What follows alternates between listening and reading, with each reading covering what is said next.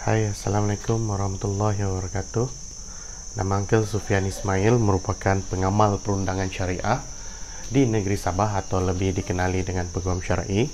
So, pada hari ini Uncle akan share lagi beberapa tips mengenai isu perundangan syariah.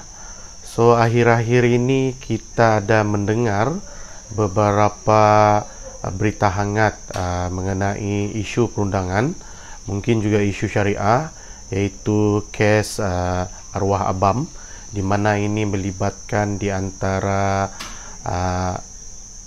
adik arwah dengan isteri arwah. So, apa yang Uncle boleh komen di dalam sesi pada hari ini adalah Uncle ingin menerangkan kepada semua follower Uncle mengenai istilah saman ataupun notis. Okey, supaya follower yang ikut Uncle punya page tidak terkeliru dengan istilah perundangan, terutamanya yang mendapat satu kertas yang tertera perkataan saman ataupun notis terhadap defendant. Okey, kalau notis tu terhadap respondent. Jadi, okey, untuk pengetahuan semua follower Uncle, apa-apa kes yang didaftarkan di Mahkamah Syariah di Malaysia akan dimulakan dengan saman mahupun affidavit permohonan. Apabila satu kes tu dimulakan dengan penyata tuntutan, maka satu dokumen saman daripada mahkamah akan dikeluarkan untuk diserahkan kepada pihak defendant. Okey, plaintiff adalah orang yang membuat tuntutan, manakala defendant adalah pihak-pihak yang dituntut. Manakala notis permohonan pula, dia akan membawa dengan affidavit permohonan dengan gelaran pemohon dan ditujukan kepada responden. Okey. So, di sini kena faham, saman ni bukan bermaksud negatif. Sebab apa? Contohnya di dalam pengesahan hibah, satu tuntutan juga dimulakan dengan saman. Contohnya, seorang bapa ingin menghibahkan hartanya kepada anak-anak mahupun isteri. Apabila permohonan ini disahkan di Mahkamah Syariah, maka si pemberi itu merupakan seorang plaintiff, manakala penerima hibah iaitu anak-anak maupun isteri itu dijadikan sebagai defendant. Sebab Uncle pernah menghadapi satu situasi di mana si anak tu merasa kecewa kerana bapaknya menyaman anaknya, padahal isunya di situ itu adalah cuma istilah perundangan syariah, di mana saman ini membawa maksud tuntutan di mahkamah. Okey, jangan salah anggap. Uncle harap benda ini tidak salah anggap. Maksud saman daripada bapa kepada anak adalah di mana tuntutan si bapa ingin menghibahkan hartanya kepada si anak. Sebab itulah agak mengelirukan bagi orang awam yang kurang jelas bagi istilah perundangan syariah. Apa-apa dokumen yang akan diserahkan, dia akan menulis perkataan saman ataupun notis. Okey, Uncle harap semua follower Uncle faham mengenai istilah saman mahupun istilah notis. Sebab notis ni biasanya di dalam kes permohonan. Contohnya permohonan pentadbir harta, permohonan untuk membahagi harta pusaka. So, itu dimulakan dengan permohonan. Manakala penyata tuntutan yang dimulakan dengan saman adalah seperti bercerai, tuntutan hak jagaan anak, tuntutan nafkah anak, semua itu dimulakan dengan saman. Jadi istilah-istilah ni yang kadang-kadang merisaukan netizen ataupun orang luar terhadap perkataan saman itu sendiri. Jangan risau, perkataan saman di Mahkamah Syariah tidak membawa makna kamu akan disaman dari segi denda. Okey?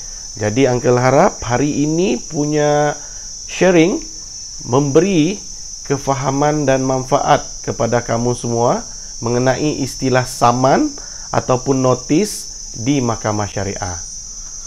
Bagi semua balu ataupun isteri yang telah diceraikan, kamu berhak untuk menuntut harta sepencarian. Okey, secara umumnya setiap isteri berhak untuk menuntut harta sepencarian.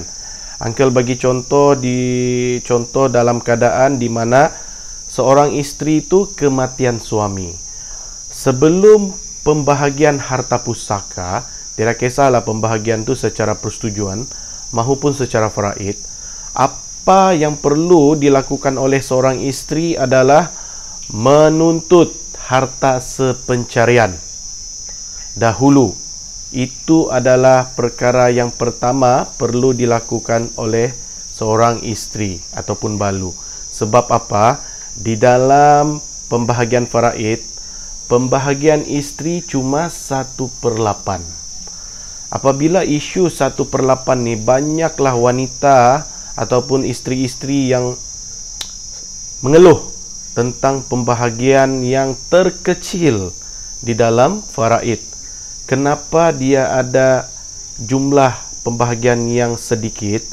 Kerana isteri layak menuntut harta sepencarian, di mana tuntutan harta sepencarian ini bagi seorang isteri boleh dapat hingga 50% daripada nilai harta mengikut sumbangan pihak-pihak.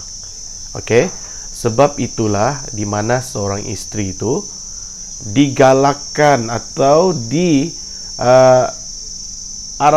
supaya membuat tuntutan harta sepencarian. Seandainya ada pengesahan hibah, maka pengesahan hibah juga perlu disahkan sebelum pemberian ataupun pembahagian harta pusaka. Okey. Banyak yang orang awam terkeliru dengan hak dari segi ahli waris. Okey, kena ingat, uncle ingatkan lagi, di dalam harta pusaka si mati, apabila seorang itu mempunyai anak lelaki, ingat mana-mana keluarga yang mempunyai anak lelaki, apabila bapaknya sudah meninggal, adik-beradik si mati tidak mempunyai hak terhadap harta pusaka.